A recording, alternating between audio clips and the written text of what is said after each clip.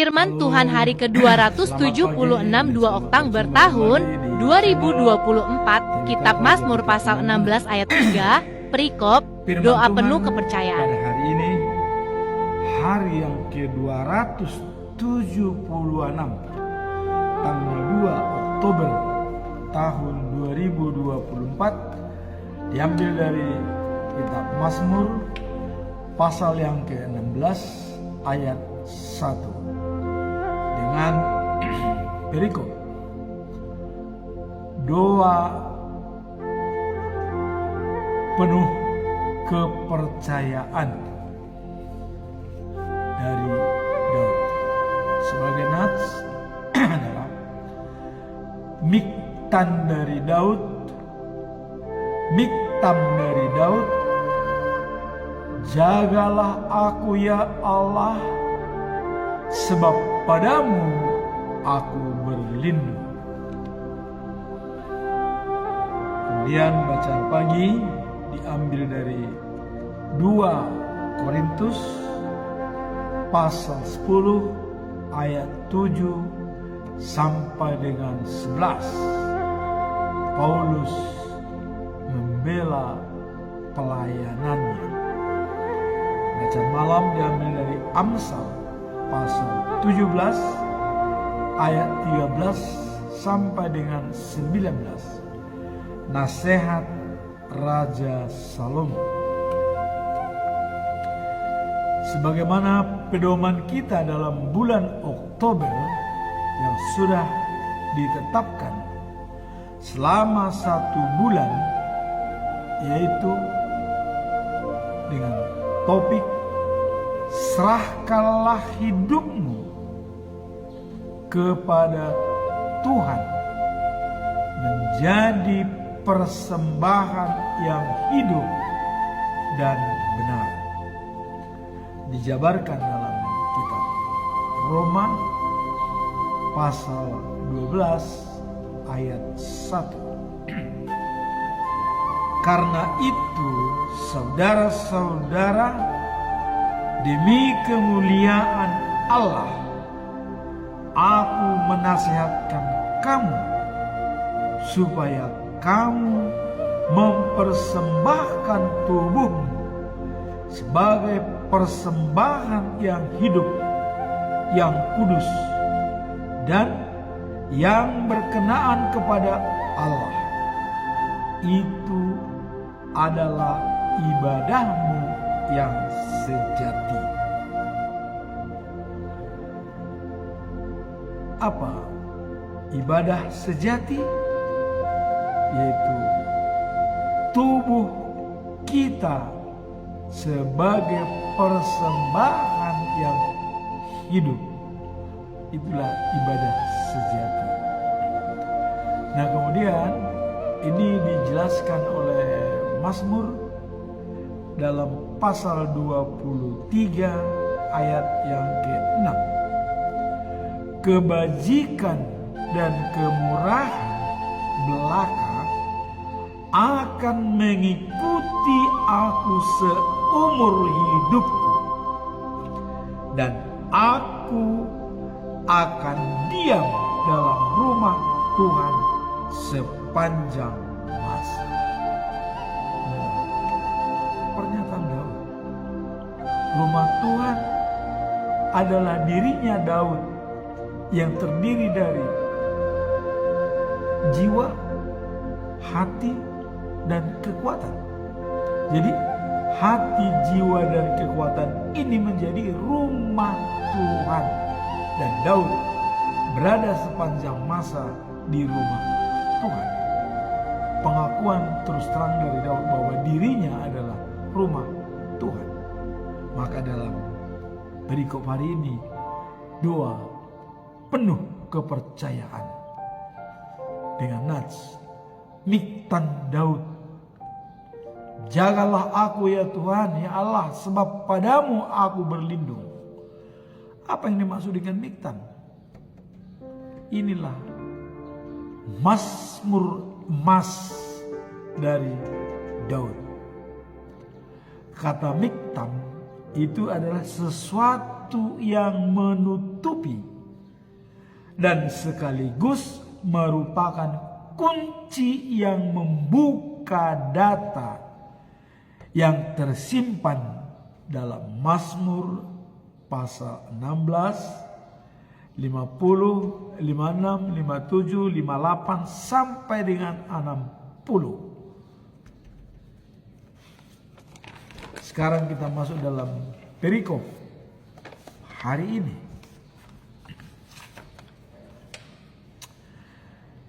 Doa penuh kepercayaan, Miktan Daud, Mazmur Amas Daud.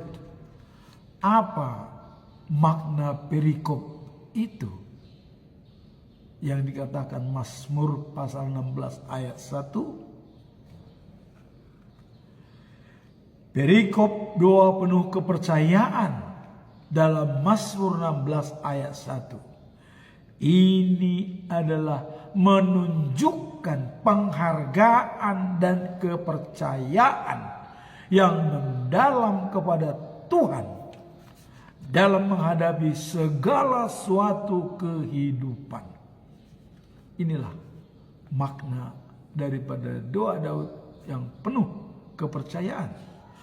Menunjukkan penghargaan dan kepercayaan yang mendalam kepada Tuhan dalam menghadapi segala sesuatu kehidupan. Dan kita tahu apa yang dihadapi oleh Daud dalam liku-liku kehidupannya. Kita tahu Daud dibenci oleh Raja Saul dan Saul berusaha membunuh Daud. Dan Daud berkesempatan membunuh Saul, tapi Daud tidak melakukannya. Kenapa? Karena kebajikan dan kemurahan ada pada saya seumur hidup. Itu sudah diikrarkan oleh Daud. Dan dia berada di rumah Tuhan sepanjang masa. Kalau dirinya itu adalah rumah Tuhan, mana mungkin dia berbuat tidak baik. Walaupun ada kesempatan dia waktu di gua, waktu Saul bersembunyi untuk membunuh, tapi dia tidak lakukan. Nah, kemudian juga ada persoalan pribadi. Persoalan pribadi Daud apa? Kita lihat waktu dia kedagingan dia melihat Batseba mandi. Daud melihat siapa orang itu. Orang lain bilang Batseba, dipanggil dan menghadap kepada raja. Padahal dia adalah istri daripada Uria, seorang tentara daripada Raja Daud. Yang panglimanya adalah Joab. Dan kemudian Daud jatuh cinta sama Batseba.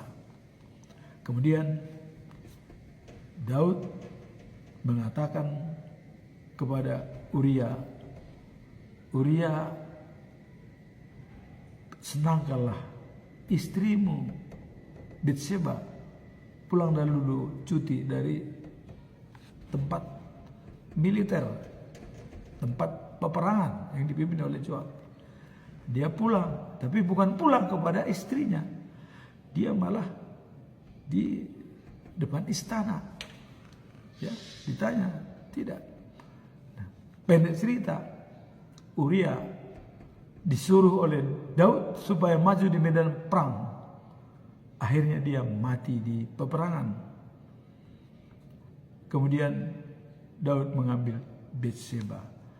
Ini persoalan pribadi Daud yang patut direnungkan oleh dia.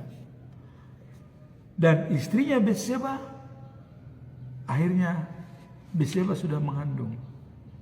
Daud harus mengakui. Dengan mengandung Batseba maka Uria berperang di medan tempur dan meninggal. Lahirlah anaknya Batseba. Kemudian Tuhan sangat marah kepada Daud. Dia tidak suka dengan kelakuan Daud. Tetapi Daud, dia tetap hormat sama Tuhan. pada saat anaknya sakit keras, artinya Daud sangat bersedih.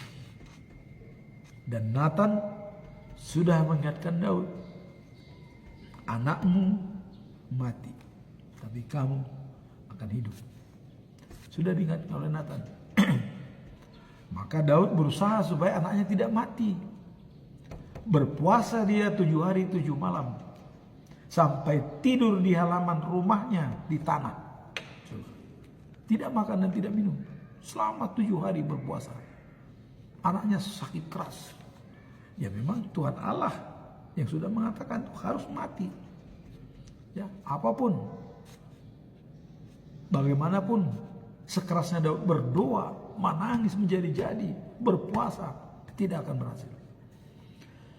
Akhirnya hari ke-7 anaknya mati. Terus bagaimana Daud? Dia lihat pengawal-pengawalnya. Anak saya sudah mati ya? Mereka bilang iya. Daud tadinya berpuasa, sekarang mandi, pakai baju, dan mengurapi dirinya. Kemana dia pergi? Ke rumah Tuhan. Berdoa. Menyerahkan dirinya kepada Tuhan. Mengaku kesalahan dia. Itulah makanya Daud mengatakan bahwa sepanjang masa aku berada di rumah Tuhan. Karena dirinya sudah merasa bersalah. Akibat perbuatan tersebut, dia minta ampun kepada Tuhan. Dan dia, anaknya mati, tapi dia minta makan dan sudah sehat. Wah, pegawai-pegawai istana bingung. Loh, kok raja?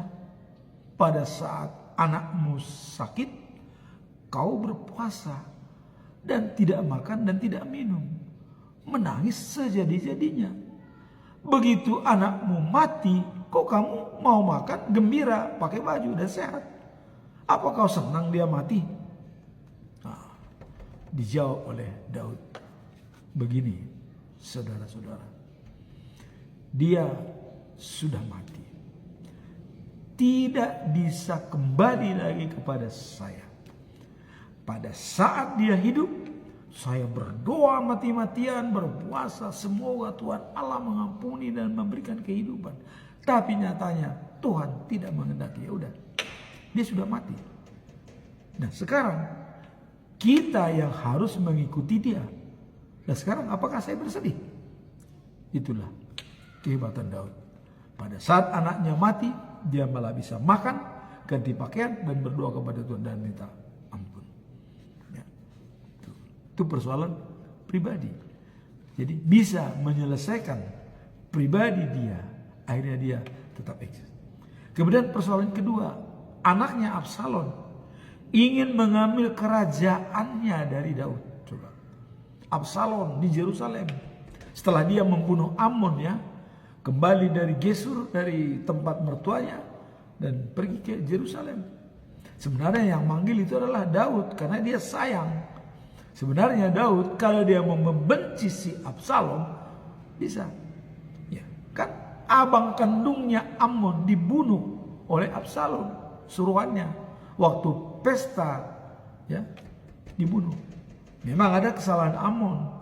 Dia memperkosa adiknya perempuan, yaitu yang itonya kandung daripada si Absalom, Itamar. Ya. Nah, tapi kesalahan seperti itu harusnya tidak harus jiwa yang melayang. Tapi Absalom membunuh. Harusnya Daud benci, tapi tidak benci. Malah dipanggil dia supaya pergi. Begitu datang di Yerusalem, apa yang terjadi? Wow, ada maksud untuk menggulingkan ayahnya Daud, Absalom. Ya. Di Yerusalem, setiap orang yang melaporkan masalah harusnya diselesaikan oleh Daud, tapi di stop oleh Absalom. Tidak, dengan saya yang memutuskan apa salah atau tidak. Sehingga tidak lagi sampai persoalan kepada Daud. Kedengaran ini kepada Daud. Daud bersembunyi, coba raja, ya, anaknya sendiri mau jadi pemimpin. Ini dicium oleh Joab. Ya, berenya Daud, ya, itu anak daripada adiknya Daud yang perempuan. Ya. Nah, kedengaran. Akhirnya, dan semua sudah berpihak kepada Absalom, Yerusalem. Daud meningkir. Begitu meningkir Daud, tapi Daud mengatakan kepada semua panglima, jangan bunuh Absalom, walaupun dia sudah mau mengkudeta saya. Itu perintah daripada Daud. Tetapi lain ditanggapi oleh orang-orang panglima daripada Raja Daud. Kebetulan kepala panglimanya adalah Joab. Nah, jadi pada suatu saat hendak berperang melawan Filistin, kereta daripada Absalom, rambutnya panjang nyangkut di pohon. Begitu rambutnya nyangkut, dia tergantung. Keretanya jalan terus, dia tergantung. Dilihat oleh pasukan daripada Absalom, tidak ada yang berani membunuh walaupun dia sudah mengkudeta bapaknya. Tapi Joab yang tahu persis dengan Raja Daud sebagai pamannya, langsung dibunuh mati Absalom. Dengan peristiwa banyak itulah makanya Daud mengatakan, ya, doa penuh kepercayaan kepada Tuhan, karena dia bisa kembali dengan baik dari semua persoalan yang dihadapi. Dan saat dia sudah duduk di istana sebagai raja terhormat, dia masih memikirkan, kenapa peti perjanjian berada di kemah, saya berada di istana yang enak, yang bagus. Wah, tidak. Saya harus bangun rumah Tuhan atau bait suci, tempat daripada peti perjanjian yang selama ini mengembara dari Mesir sampai ke Gunung Sinai dan sekarang berada di kemah. Saya di istana. Nathan, saya akan bangun rumah buat Tuhan. Datang Nathan. Ya, lakukanlah, karena kau sudah dibantu oleh Tuhan Allah dalam segala peperangan dan kerumitanmu dan peperanganmu. Itu dinyatakan oleh Nathan. Tapi pembicaraan itu didengar oleh Tuhan Allah dari sorga. Wah, datanglah Tuhan. Nathan, sampaikan kepada Daud, kata Nathan, bukan dia membangun bait suci kepada saya, tetapi anak kandungnya sendirilah yang membangun bait suci bagi saya. Siapa itu anak kandungnya sendiri? Itulah yang lahir kemudian Raja Salomo dari Betseba. Dialah membangun rumah Tuhan, bait suci bagi Tuhan. Dan kata Tuhan, dari keturunanmu akan kujadikan pemimpin dunia untuk membangun rumahku kepadamu. Jadi Tuhan sendiri yang membangun rumah Tuhan kepada Daud. Karena dia akan dikenang sepanjang masa, karena keturunannya lah yang menjadi pemimpin dan raja segala raja yang datang ke dunia. Itulah Yesus. Di generasi ke-60 dari Adam, Daud generasi ke-37 dari Adam. Generasi ke-23 ya. 27, Daud generasi 33 dari Adam, dan Yesus generasi ke-27 dari Daud, atau generasi 60 dari Adam. Sudah dikatakan oleh Allah, dari keturunanmu, pada saat generasi ke-33 sudah, keturunanmu akan menjadi raja segala raja. Itulah kedatangan Yesus. Jadi semua janji Tuhan itu ditepati dengan benar. Maka doa penuh kepercayaan pada perikop hari ini adalah dari Daud. menunjukkan pengharapan dan kepercayaan yang mendalam kepada Tuhan dalam menghadapi sesuatu dalam kehidupan Daud. Dia sudah mengalaminya. Nah, kemudian dalam ayat ini ya, pemazmur berdoa dan meminta pertolongan Tuhan ya, menggambarkan pentingnya bersandar kepadanya sebagai perlindungan dan penjaganya. Inilah katanya pentingnya berlindung dan bersandar kepadanya sebagai penjaga dia. Nah, dalam Mazmur 16 ayat 1 dikatakan, peliharalah aku ya Allah, sebab kepadamulah aku berlindung.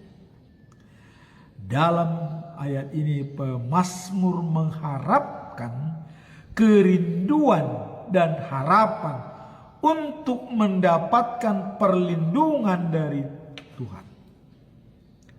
Hal ini menunjukkan bahwa dalam setiap keadaan, terutama saat menghadapi tantangan hidup seperti yang kita utarakan tadi, persoalan pribadi Saul dihadapi dengan penuh kemurahan dan kebijakan. Hal ini menunjukkan bahwa dalam setiap keadaan, terutama saat menghadapi tantangan hidup, Tuhan Allah tempat perlindungan yang paling aman bagi Daud. Keyakinan ini adalah wujud dari doa penuh kepercayaan, di mana kita mengerahkan segala beban dan kekhawatiran kita kepadanya, menyadari bahwa Dia adalah sumber dari kekuatan. Jadi karena Dia sumber kekuatan, maka itulah menyerahkan segala persoalan yang dihadapi oleh Daud. Daud Mazmur 23 ayat 6 dikatakan bahwa kebijakan dan kemurahan belaka ada pada diri saya seumur hidup, dan aku berada di rumah Tuhan sepanjang masa. Rumah Tuhan adalah dirinya. Kemurahan dan kebajikan itu sudah dibuktikan oleh Daud. Ada kesempatan untuk membunuh Saul tapi tidak dilakukan. Ada kesempatan juga untuk menggulingkan Absalom, tapi dia memilih untuk pergi, meninggalkan Yerusalem. Bahkan kita lihat, bahkan gundik-gundiknya pun dipermalukan oleh Absalom. Bergaul dia, bersetubuh dengan gundik-gundiknya yang ditinggalkan oleh Daud. Nah, jadi kalau kita katakan Saul itu adalah kualat, ya itulah anak tidak menghormati orang tua. Tapi matinya pun dia sangat tragis. Rambutnya tersangkut keretanya itu, dan dia dibunuh oleh Joab. Nah, itulah tadi dikatakan bahwa doa penuh kepercayaan kepada Tuhan, dan Daud selalu menyerahkan dirinya kepada Tuhan. Kemudian bacaan pagi diambil dari 2 Korintus pasal 10 ayat 7 sampai 11. Nah, ini Paulus membela pelayanannya. Kemarin kita telah mendengar Paulus apabila berhadapan dengan orang-orang jemaat di Korintus, dia sangat lembut berbicara dengan baik. Dia tidak tegas, tidak kasar, lembut dia berbicara. Karena menjaga bisa orang reaktif atau bisa proaktif. Kalau reaktif, kalau direspon secara spontan, itu bisa menimbulkan pertentangan. Tapi kalau direspon secara proaktif, itu bisa baik.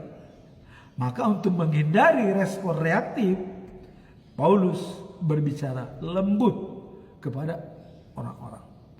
Tapi kalau dia mengirim surat seperti suratnya ini kepada jemaat di Korintus dari jauh, tegas, keras. Kenapa? Karena otoritas itu diberikan oleh Tuhan Yesus kepada Paulus. Kenapa diberikan otoritas itu? Karena pada saat Paulus ditangkap oleh Yesus, beritakanlah firman-Ku.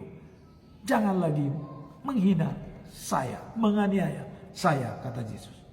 Itulah otoritas yang diberikan langsung oleh Yesus kepada Paulus. Maka dia mengatakan, kalau dari jauh saya menyampaikan berita yang keras, ya, dan boleh sedikit kadang-kadang marah, tapi itu pasti akan direspon dengan proaktif oleh jemaat yang ada di Korintus atau jemaat-jemaat lainnya. Pasti mereka akan meresponnya dengan proaktif, walaupun kata-katanya keras dan menusuk hati, tapi mereka menghadapinya dengan proaktif. Kesadaran diri, imajinasi, hati nurani, pengambilan keputusan. Kenapa? Karena ada kesempatan memakai logika untuk membaca firman tersebut. Mereka akan pelajari, baca satu persatu, sehingga 4 anugerah manusiawinya akan dipakai untuk menganalisa. Maka Paulus berani dia menyampaikan suara yang agak marah, yang keras dan tegas apabila dia mengirim surat. Tetapi kalau berhadapan dengan orangnya dia sangat lembut, walaupun dikatakan ya dia kok tidak sesuai, dia terima supaya tidak ada respon reaktif dari pendengarnya. Nah ini kita contohlah apa yang disampaikan oleh Paulus. Nah kadang-kadang hamba-hamba Tuhan mungkin perlu mencontoh cara-cara metode daripada Paulus ini, ya. Berhadapan dengan lemah lembut dan menjelaskan apa adanya. Tapi apabila mengirim surat dia bisa menekankan segala macam. Kamu akan mati kalau kau tidak percaya sama Tuhan. Itu bisa. Tapi kalau dia berhadapan langsung, kamu akan mati kalau tidak percaya dengan Tuhan. Wah, datang orang, emangnya siapa Tuhan itu? Orang bisa saja seperti itu. Tapi kalau dalam surat dia sampaikan, orang akan menganalisanya lebih lanjut dengan 4 anugerah manusiawi. Itu yang dikatakan pembelaannya. Saya lemah lembut kalau berhadapan dengan jemaat, tapi saya akan kasar dan tegas bila mengirim surat. Nah sekarang Paulus ya dalam pelayanan yang baik ya, di sini dikatakan bahwa Paulus menunjukkan ketekunan dan integritas dalam menghadapi tantangan yang dihadapi dalam pelayanannya. Dari dia mengutamakan integritas. Apa itu integritas? Sesuai kata dan perbuatan. Katakan apa yang Anda tahu, ya. Dan tulis apa yang Anda katakan. Nah, itulah yang dikatakan punya integritas, sesuai kata dan perbuatan. Nah kemudian Paulus pelayanan yang baik atas pelayanannya seharusnya tidak hanya ditujukan pada penampakan luar. Jadi pelayanannya yang baik itu tidak hanya dilihat dari luarnya saja. Baik, oh ya benar, kelihatan dari luarnya, ya. Tetapi ya pada jemaat atau yang percaya kepada Kristus dan kemampuannya dalam menyampaikan ajarannya. Jadi jangan hanya kelihatan pada luarnya saja, tapi pada adalah kekuatan kepada Kristus, ketaatan kepada Kristus, dan mempunyai ya kemampuannya dalam mengapresiasi ajarannya, dalam mengapresiasi atau menyampaikan ajarannya. Jadi kalau dari nampak luar kelihatan dari luar, oh ya baik-baik, padahal belum tentu sesuai dengan ajaran Kristus. Nah, di sini ditegaskan adalah tetapi pada kekuatan atau ketaatan kepada Kristus dan kemampuannya dalam menyampaikan ajarannya.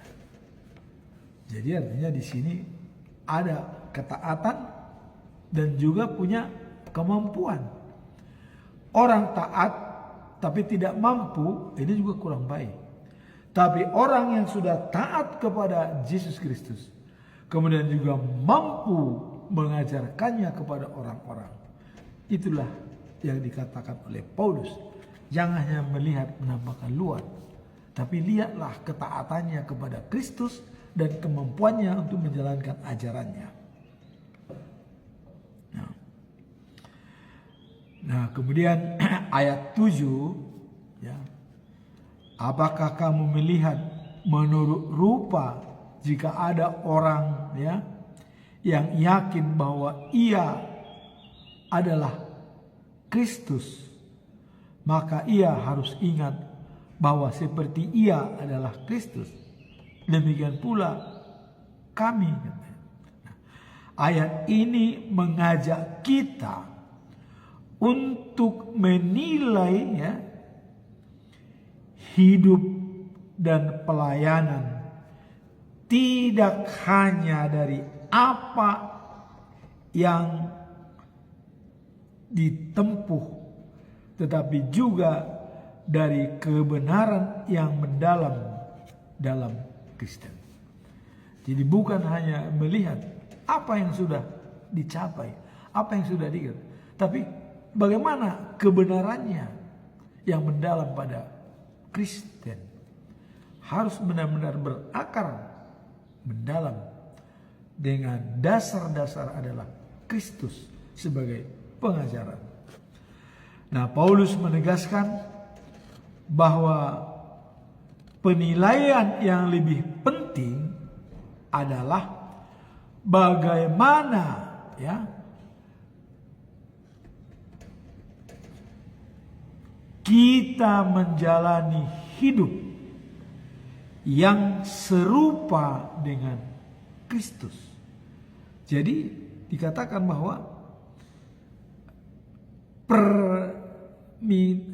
penilaian yang lebih penting adalah bagaimana ya kita menjalani hidup yang serupa dengan Kristus. Ini mencerminkan sifat-sifatnya melalui ya ketaatan dan kesetiaan dalam pandangan kita dan juga dalam pelayanan kita. Jadi bahwa penilaian yang lebih penting adalah bagaimana kita menjalani hidup yang serupa dengan Kristus, sifat-sifat dari Kristus, ya, itu terlihat melalui ketaatan dan kesetiaan dalam pelayanan itu. Jadi yang penting adalah kita menjalani hidup yang serupa dengan Kristus. Ini mencerminkan sifatnya melalui ketaatan. Jadi dilihat dari ketaatan, kesetiaan dalam pelayanan. Nah, kemudian dalam ayat 2 Korintus pasal 10 ayat 7 sampai 11 disimpulkan Paulus menekankan pentingnya melihat sesuatu dengan perspektif yang benar, dari pandangan yang benar, kerangka berpikir yang benar, bukan hanya berdasarkan fisik atau penilaian fisik yang dangkal.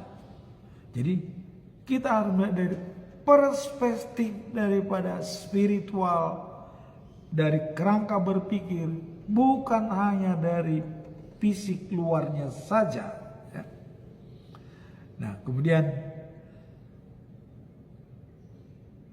dia menegaskan bahwa pelayanannya bukan hanya mengandalkan kekuatan manusia, tetapi berakar dalam kuasa Allah. Jadi jelas, kalau kemarin dia katakan punya otoritas pelayanan dari Tuhan. Nah, dia dalam pembelaannya pada kali dia tidak mengandalkan kekuatan manusia, tapi dia mengandalkan kekuatan yang berakar dalam kuasa Allah dengan otoritas dari Tuhan Allah. Dalam konteks ini, Paulus juga mengingatkan kita agar tidak membanggakan diri atas apa yang telah dicapai. Jadi jangan kita sudah merasa bangga, hebat kalau kita sudah menjalankan firman Tuhan. Jangan membanggakan diri. Ya. Tetapi melainkan katanya memahami bahwa segala yang ada adalah karena kasih karunia Tuhan.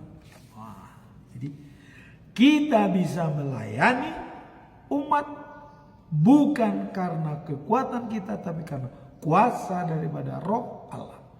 Kita dipenuhi dengan Roh Allah untuk menyampaikan firman kepada siapapun.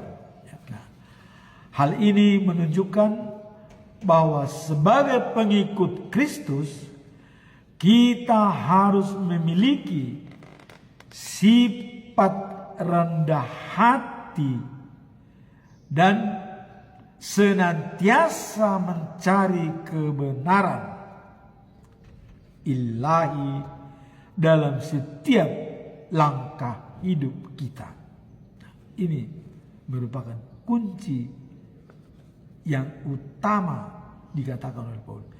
Kita harus memiliki sikap rendah hati dan sementara mencari kebenaran ilahi dalam setiap langkah hidup kita. Jadi setiap langkah harus didasarkan atas kebenaran ilahi, kebenaran firman Tuhan. Tidak berkata-kata semaunya atau semaunya gue, tapi berdasarkan firman kita menyampaikan. Kemudian Paulus berharap dengan orang lemah lembut tapi mengirim surat yang sangat keras. Itulah strategi daripada Rasul Paulus dalam menyampaikan firman Tuhan. Kalau berhadapan dengan orangnya, dia menyampaikan dengan lemah lembut. Tapi kalau mengirim surat dengan keras, karena orang sempat bertanya dan sempat berpikir dan menganalisa dengan baik dengan 4 anugerah manusiawi. Kalau berhadapan langsung, dia takut, direspon secara reaktif, akhirnya jadi merang.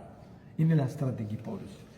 Kemudian kita masuk dalam bacaan malam, diambil dari kitab Amsal, ya, pasal 17 ayat 13 sampai 19.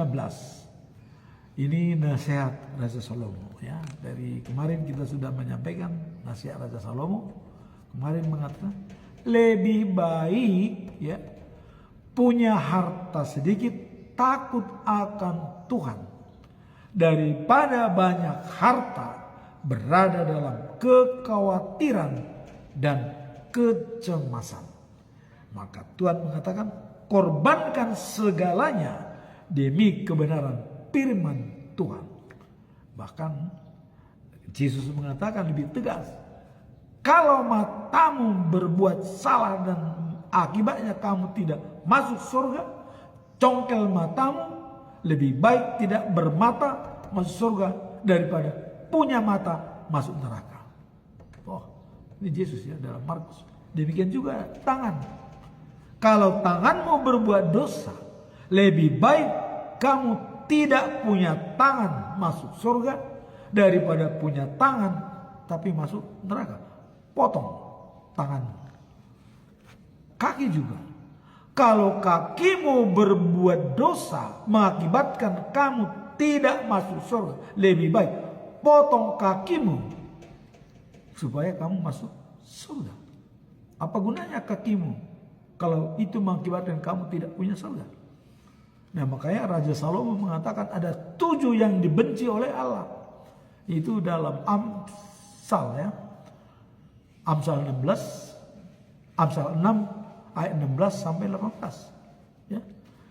Ada 7 yang dibenci oleh Allah. Pertama, sikap yang sombong. Belum sombong, baru sikap sudah dibenci oleh Tuhan. Yang kedua, ya, mulut, ya, yang selalu berbohong. Ya. Nah, kemudian yang ketiga, tangan yang membunuh orang yang tidak berdosa. Ya.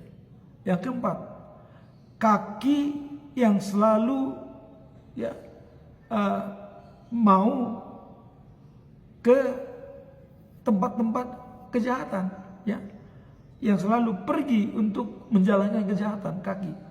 Kemudian kelima adalah otak yang merencanakan kejahatan. Itu sudah dibenci oleh Tuhan.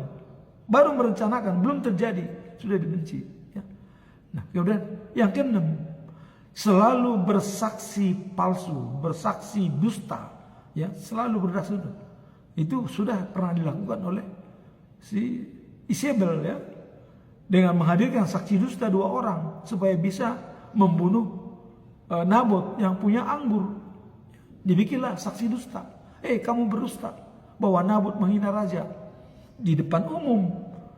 Nabot menghina raja, saya saksi katanya. Wah, itu diciptakan oleh Isabel. Satu lagi datang, iya benar, Nabot menghina raja, saya saksi kedua. 2 saksi cukup bagi orang Israel untuk membunuh. Akhirnya Nabot dihukum mati, dilempar pakai batu, mati.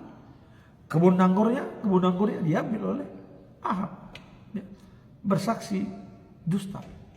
Kemudian yang ketujuh adalah membuat perselisihan atau permusuhan di antara saudara. Ini dibenci oleh Tuhan Allah, ya, sangat dibenci. Nah, kemudian di sini nasihat-nasihat Raja Salomo pada Amsal 17, ya, ayat 13 sampai 19 ini adalah agar, ya, ada pesan moral dan nasihat Raja Salomo. Apa itu nasihatnya? Nah, demikian. Nasihat Raja Salomo dalam Amsal 17 pasal 17 ayat 13 sampai 19 memberikan pelajaran yang penting mengenai pentingnya keadilan, kebaikan, dan perlunya menjaga hubungan baik antara sesama. Inilah nasihat yang utama, memberi pelajaran yang penting mengenai pentingnya keadilan, kebaikan, ya, dan perlunya menjaga hubungan baik sesama. Ini nasihat utamanya. Nah, dalam ayat-ayat ini Raja Salomo memperingatkan bahwa membalas kebaikan, ya, dengan kejahatan, ya, hanya akan membawa kebinasaan bagi diri sendiri. Ya. Jadi apabila kita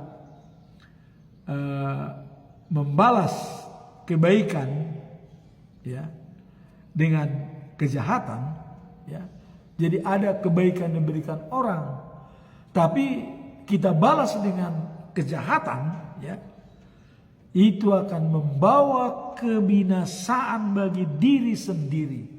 Jadi sama dengan membunuh diri sendiri apabila kita membalas ya kebaikan dengan kejahatan, membunuh diri sendiri, kata Raja Salomo. Ya. Nah, kemudian dalam pasal 17 ayat 13 Salomo menulis ya, siapa membalas kebaikan dengan kejahatan, dari rumahnya akan dihapuskan kebaikan ini. Ya, dari rumahnya akan dihapuskan kebaikan. Ini menunjukkan konsekuensi serius dan tindakan yang selalu ya, tindakan yang salah. Jadi artinya kalau siapa yang membalas kebaikan dengan kejahatan, dari rumah mereka, dari rumahnya akan dihapuskan kebaikan itu, dihilangkan. Ya, begitu saja. Nah, ini menunjukkan konsekuensi serius dari tindakan ya yang salah. Jadi dari tindakan yang salah itu akan mendapat konsekuensi yang serius, yaitu dengan membalas ya kebaikan dengan kejahatan. Dari rumahnya dihapuskan itu kebaikan. Jadi jangan coba-coba membalas kebaikan orang dengan kejahatan. Kebaikan semua yang ada di rumah itu bisa dihapus oleh Tuhan, hilang begitu saja. Ya. Salomo juga menekankan ya pentingnya menjaga hubungan seperti yang terlihat dalam Amsal 17 ayat yang ke-17. Seorang sahabat menaruh kasih setiap waktu dan menjadi seorang saudara dalam kesukaran. Jadi menjaga hubungan baik itu, seorang sahabat menaruh kasih setiap waktu dan menjadi seorang saudara dalam kesusahan. Jadi dia bisa menjadi teman menangis dan teman ketawa. Ada di orang Batak istilah ya, kalau teman ketawa adalah banyak, tapi kalau teman menangis itu hampir tidak ada. Artinya orang, kalau kita punya, orang sayang. Kalau kita sedang menderita, dia meninggalkan. Tapi Raja Salomo dikatakan seorang sahabat menaruh kasih setiap waktu dan menjadi seorang saudara dalam kesukaran. Sahabat dengan teman itu beda. Sahabat, kalau teman itu hanya biasa-biasa saja, tapi kalau sahabat itu sudah seperasaan, ya. Maka Yesus sahabatku, isedo ale-aleta ale-ale nasumuru ima Tuhan Yesus. Siapa sahabat kita? Sahabat kita adalah Yesus Kristus. Yesuslah sahabat yang sempurna. Ya. Beda dengan hanya teman biasa. Dalam kesusahan kita ditinggal, tapi dalam kegembiraan dia datang. Ya. Itu namanya hanya teman biasa. Tapi kalau sahabat, ini sangat penuh mengandung arti. Dalam istilah Batak, ya, istilahnya manuk di pialangge, hotek-hotek lau perpira, siram maraleale, lubian sian namatian ina. Jadi artinya ya, ayam yang berada di perapian ya, dia sangat berbunyi kalau mau menelor, ya, berkotek-kotek, tanda ayam itu mau bertelur. Nah, dikatakan lagi, disinonimkan lagi, kalau seorang berpisah dengan sahabat, ya, itu lebih daripada kematian ibu. Itulah pentingnya sahabat. Nah, sini seorang sahabat menaruh kasih setiap waktu dan menjadi seorang saudara dalam kesukaran. Kemudian persahabatan yang sejati dibangun atas dasar kasih dan dukungan. Jadi persahabatan sejati itu ada kasih dan dukungan spiritual dan moralitas dan material. Itulah sahabat yang sejati. Ketika kita bersikap baik dan saling mendukung, kita akan memperbuat ikatan kita dan menciptakan komunikasi yang harmonis. Jadi ketika kita bersikap baik dan saling mendukung, kita akan memperkuat ikatan kita dan menciptakan komunikasi yang harmonis. Inilah nasihat-nasihat dari Raja Salomo yang perlu kita renungkan bersama. Demikianlah firman Tuhan pada hari ini di hari yang ke-276. Kita berjumpa di episode yang selanjutnya 277. Tuhan memberkati.